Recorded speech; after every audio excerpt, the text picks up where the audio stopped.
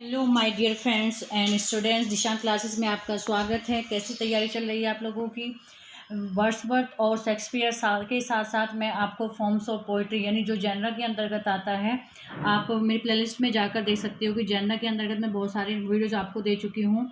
जो new viewers मेरे साथ जुड़ रहे हैं वो आप प्लेलिस्ट में जाइए और बिल्कुल स्टार्टिंग से क्लास चली हुई है, आप वहाँ जाकर देख सकते हैं। आज हम बात करने वाले हैं कि non sense words. Non sense words क्या होती है, ये आपको वहाँ पर नॉन सेंस पोइट्री भी मिल सकती है, नॉन सेंस पोएम भी मिल सकती है। तो ये नॉन सेंस वर्ड्स क्या होती है, नॉन सेंस पोइट्री क्या है, नॉन सेंस पोएम क्या है, आपको एग्जाम में किस तरह से मिल जाए तो आपको जवाब होना चाहिए। और ये देख लीजिएगा, अ काइंड ऑफ मैट्रिकल कंपोजिशन। एक मैट्रिकल कंपोजिशन है जो that does not follow thematic rules. Thematic rules क्या होते हैं अभी बताती हूँ। And rules of rhymes. Rhymes तो आप जानते हो कि राइम क्या होता है, रिदम एंड राइम बता चुकी हूँ, आप जाकर मेरी प्लेलिस्ट में देख सकते हो।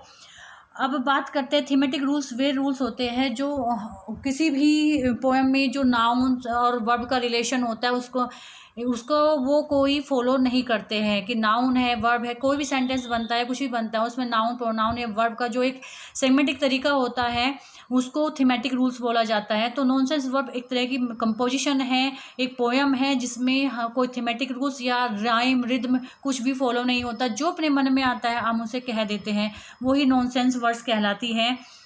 अगर बात करें among writers in English noted for nonsense words are, जो इंग्लिश के जो राइटर थे फेमस, सबसे बड़ा जो फेमस रहे हैं नॉनसेंस पोएम का वो एडवर्ड लियर है, लुइस कैरोल है। एग्जाम में यहाँ क्वेश्चन आ सकता है, फर्स्ट तो यह है कि what is the nonsense poetry, तो आपके पास ऑप्शन होंगे। फिर ये आ सकता है कि which is the writer of nonsense words, तो आ सकते हैं। तो 3-4 राइटर जो फेमस है, जो फर्स्ट नंबर पे पूछा जाता है, जो इम्पोर्टेंट है, वो एडवर्ड लियर है, लुइस कैरोल है, मार्विन पीक है, एडवर्ड गौरी है और कोलिन वेस्ट है। लेकिन आप फर्स्ट वाले का एडवर्ड लियर को आप याद कर लीजिएगा। अब बात करते हैं, एक इसका एग्जाम्पल मैंने दिया है कि नॉनसेंस पोएम किस तरह की होती है।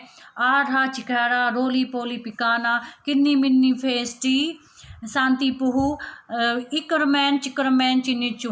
तो इसमें आपने देख लिया होगा कोई रिदम नहीं है, कोई राइम नहीं है और ना ही कोई इसमें थीमेटिक रूल अप्लाई किया गया है। एक तरह से आप कह सकते हो नॉनसेंस पोएम वर्ड्स जो है, एक जो बच्चों की पोएम लिखी जाती है ना, जो बच्चों में बस मज़ा आता है उनको करने के लिए, उसमें कोई ऐसी रिदम और राइम नहीं होती। अगर आपने देखी भी होगी बहुत सारी जो बच्चों की पोएम होती है, जस्ट एक हंसी के रूप में आप कह सकते हो। और हंसी के रूप में भी बच्चों की जो पोएम होती है एक तरह से आप उन्हें नॉनसेंस वर्ड्स के रूप में कह सकते हैं। फेमस राइटर मैंने आपको बता दिया एडवर्ड लियर है। तो माय डियर स्टूडेंट्स, ये छोटी सी वीडियो थी जो मुझे लगा कि बता देनी चाहिए, क्योंकि नई नई चीज़ें एग्जाम में पूछी जा रही है। क्योंकि नई भी चीज़ें नहीं है, forms of poetry, forms of literary terms, इस तरह की जो चीज़ें क्वेश्चंस आपके एग्जाम में दिए हुए हैं, सिलेबस में है, वहीं से ये सब चीज़ें आती हैं। वीडियो को लाइक और शेयर करना ना भूलें। जो न्यू है वो आप उसको सब्सक्राइब कर लीजिएगा ताकि आपके पास नई सारी नोटिफिकेशन आते रहे।